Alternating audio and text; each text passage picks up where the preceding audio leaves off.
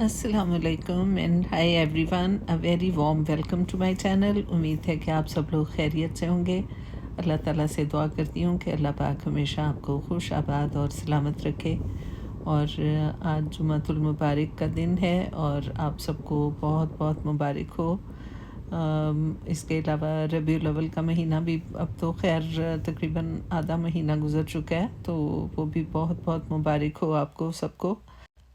इसके अलावा 14 अगस्त भी इसी महीने में अभी कुछ दिन पहले गुजरा है, तो ये महीना बहुत सारी खुशियाँ लेके आया।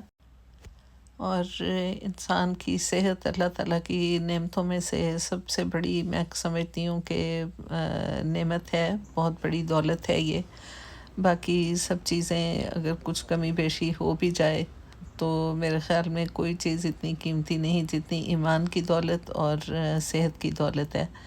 और अल्लाह ताला इन दोनों दौलतों से कभी किसी को महरूम ना करे। तो मैं बहुत दिनों के बाद आपसे मुलाकात कर रही हूँ और बहुत अरसा गायब रही, कई महीने का गैप आया।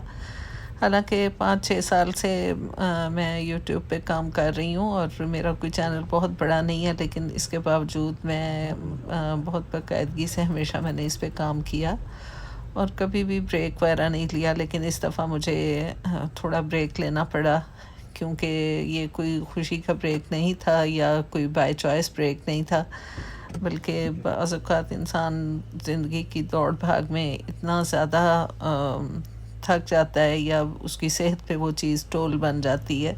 तो इसी तरह मुझे भी कुछ ऐसे हेल्थ इश्यूज़ हुए जिसकी वजह से मेरे लिए पॉसिबल ना रहा कि मैं काम कर सकूं, और इस दौरान अपॉइंटमेंट्स वगैरह चलती रहीं। बहरहाल अल्हम्दुलिल्लाह वो वक्त गुज़र गया और अल्लाह ताला ने मुझे सेहत अता फ़रमाई है। ये भी अगस्त के महीने में मिलने वाली खुशियों में से एक बहुत बड़ी खुशी है। और एक और खुशी कि माशाल्लाह से हमारी बेटी आमिना ने ग्रेजुएट कर लिया है। हाई स्कूल उसका हो चुका कंप्लीट और उसकी ग्रेजुएशन भी हो चुकी। अल्लाह पाक हमेशा आगे भी इसी तरह कामयाबियाँ अता फरमाए। और अभी मैं कंप्लीट अपनी आपके साथ हेल्थ सिचुएशन शेयर नहीं करूँगी, क्योंकि अभी तक मेरी कुछ अपॉइंटमेंट्स वगैरह भी होंगी मज़ीद आगे।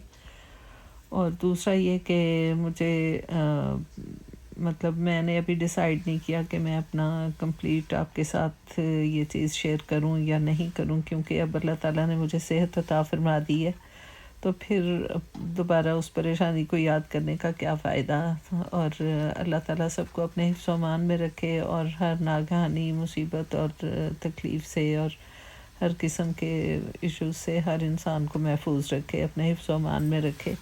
और बस ये कि मैं अल्लाह ताला के लिए बहुत शुक्रगुज़ार हूँ कि उसने मुझे सेहत वाली ज़िंदगी अता फ़रमाई। अल्लाह पाक इसको ईमान वाली ज़िंदगी बनाए।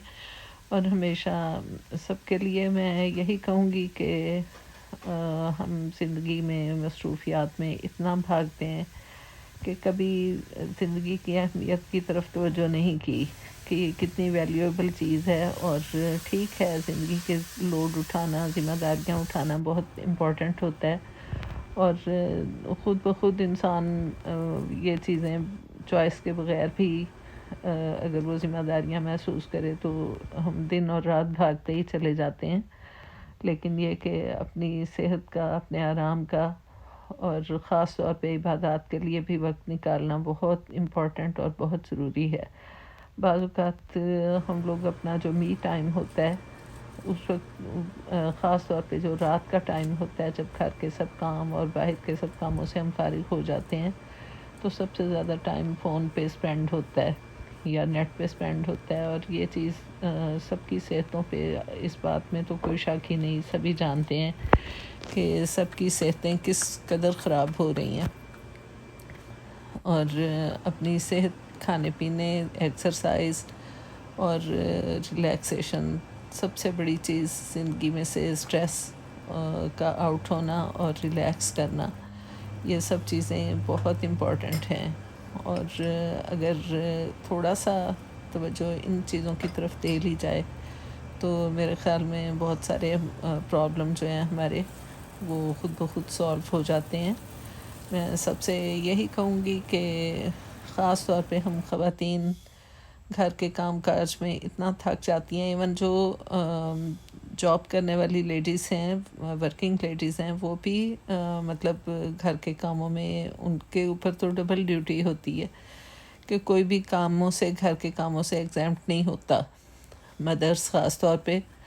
تو اس میں یہ ہے کہ اب پھر بھی اس کے باوجود اپنے لیے ایکسرسائز اور انف سلیپ جو ہے نا، اس کا ضرور ٹائم نکالیں، کیونکہ ہمارے جو سیل ریپیئرس ہوتے ہیں جسم میں، جو ٹوٹ پھوٹ کا عمل ہوتا ہے ہیلتھ وائز، وہ اگر ہم کم از کم 7 to 8 آورس سلیپ لیں اور ٹائم پہ سوئیں، تو جبھی پھر جسم میں جو ریپیئر ہے وہ ہوتی ہے. اس چیز سے کوئی فرق نہیں پڑتا کہ ہم لیٹ نائٹ سوئیں اور صبح تھوڑا سا لیٹ اٹھ جائیں اور پھر اٹھ کے بھاگنا شروع کر دیں، تو وہ کبھی بھی بینیفیشل نہیں ہوتی ہے چیز. تو اللہ تعالیٰ ہمیشہ ہمیں اپنی زندگیوں کو، اپنی صحتوں کی حفاظت کرنا عطا فرمائے، کیونکہ توفیق بھی اسی کو ملتی ہے جس پہ اللہ تعالیٰ کا کرم ہوتا ہے یا فضل ہوتا ہے، ورنہ ہم اپنے آپ کو نہ ویلیو کرتے ہیں، نہ اپنے ٹائم کو. ان گزرے ہوئے مہینوں میں بہت سارے کام، بہت ساری چینجز ہماری لائف میں ہوئیں، جو میں آہستہ آہستہ آپ کے ساتھ شیئر کرتی رہوں گی. اور دوسرا یہ کہ آج جمعہ کا دن تھا، جمعۃ المبارک تھا، تو بہت اچھا لگا. ہم لوگوں نے دن کا سٹارٹ تو گولڈسبورو سے کیا. اس کے بعد پھر ناشتے کے بعد وہاں روانہ ہو گئے تھے. یہاں آ کے پھر لنچ اور ڈنر کی میں نے یہیں پہ تیاری کی تھی. لنچ میں میں نے قیمہ اور مکس ویجیٹیبل بنائی اور ساتھ میں پراٹھے.